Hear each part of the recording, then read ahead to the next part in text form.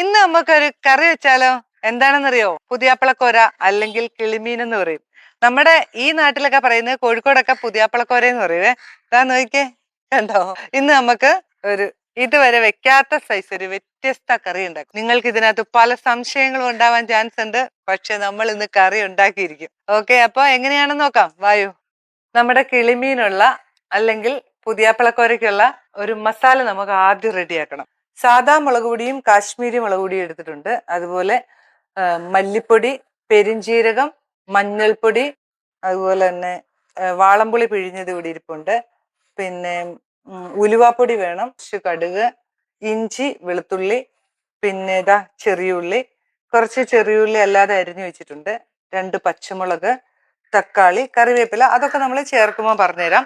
ആദ്യം തന്നെ നമുക്ക് ഒരു മിക്സിയുടെ ജാർ എടുത്തിട്ട് അതിനകത്തോട്ട് ഇതാ ഒരു ചെറിയ കഷ്ണം ഇഞ്ചിയും ഒരു 2-3 അല്ലി വെളുത്തുള്ളിയും കൂടി ഇട്ട് കൊടുത്തേ, 3-4-5 ചെറിയുള്ളി, ഒരു ചെറിയ മീഡിയം സൈസ് തക്കാളി, പിന്നെ അതിലേക്ക് നമുക്ക് സാദാ മുളക് പൊടി ചെറിയ സ്പൂണിന് 2 സ്പൂണാണ് കേട്ടോ, കാശ്മീരി മുളക് പൊടി 1 സ്പൂണ് എടുത്തിട്ടുണ്ട്, 1/2 സ്പൂൺ മഞ്ഞൾപ്പൊടി എടുത്തിട്ടുണ്ട്, അത് ഇതിനകത്തോട്ട് തട്ടും. പിന്നെ നമ്മൾ ചേർക്കുന്നത് മല്ലിപ്പൊടിയാണ്. ഇതാ അത് ഒരു 1.5 സ്പൂൺ മല്ലിപ്പൊടി ചേർത്തു. പിന്നെ ഇതാ പെരുംജീരകമാണ്. ഇതാണ് ഞാൻ ആദ്യമേ പറഞ്ഞത്, ഒരു സ്പെഷ്യൽ ഈ മീൻ കറിയിൽ പെരുംജീരകം ചേർക്കുവോ എന്ന് ചോദിക്കും, പലരും ചോദിക്കും. പക്ഷേ നമ്മുടെ ഈ നാട്ടിൽ കോഴിക്കോട് പെരുംജീരകം ചേർക്കും. ഇതിപ്പം പുതിയാപ്പളക്കോര ഒരു സ്പെഷ്യൽ കറി ആയതുകൊണ്ട് തന്നെ നമ്മൾ ഇതിനകത്ത് പെരുംജീരകം ചേർക്കുന്നുണ്ട്. ഒന്ന് ഉണ്ടാക്കി നോക്കുക, നല്ലതാ കേട്ടോ. ചില ആൾക്കാർക്ക് ഇഷ്ടപ്പെടും. ഇത് എല്ലാം കൂടെ വരുമ്പോ നല്ല രസം. ഉണ്ടാക്കി നോക്ക് കേട്ടോ. 1/2 സ്പൂണേ ഇടുന്നുള്ളൂ കേട്ടോ. ഇനി നമ്മൾ ഇടുന്നത് പാകത്തിന് വെള്ളം ഒഴിക്കും, നന്നായിട്ടൊന്ന് അരച്ചെടുത്തു. മസാല ഞാൻ അരച്ചിവിടെ കൊണ്ടുവന്നിട്ടുണ്ട്. ഇനിയിപ്പൊ നമ്മൾ ഒരു മൺചട്ടി അടുപ്പ് വെച്ച് സ്റ്റൗ ഒക്കെ ഓൺ ചെയ്തിട്ടുണ്ട്. ഇനി ഈ മൺചട്ടി ചൂടാകുമ്പോൾ കുറച്ച് എണ്ണ ഒഴിച്ചു കൊടുത്തേ. വെളിച്ചെണ്ണ തന്നെ വേണം കേട്ടോ, എന്നാലേ അതിന്റെ ടേസ്റ്റ് വരും. ഇതിലേക്ക് നമ്മൾ കുറച്ച് കടുക് ഇട്ട് കൊടുക്കുകയാണേ. ഇനി അതിലേക്ക് നമുക്ക് അരിഞ്ഞു വെച്ചിരിക്കുന്ന 5-6 ചെറിയുള്ളി ഇങ്ങനെ ചെറുതായിട്ട് അരിഞ്ഞത് ഇട്ട് കൊടുക്കും. അതിലേക്ക് തക്കാളി, ഒരു ചെറിയ തക്കാളിയും കൂടി ഇട്ടു, പച്ചമുളക് ഇട്ടു, കുറച്ച് കറിവേപ്പിലയും കൂടി ഇടാവേ.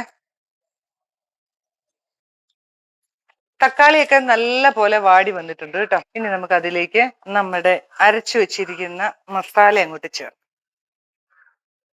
കുറച്ച് വെള്ളവും കൂടി ഒഴിക്കണേ, പാകത്തിന് വെള്ളം. കുറച്ച് വെള്ളവും കൂടി ഒഴിച്ചു.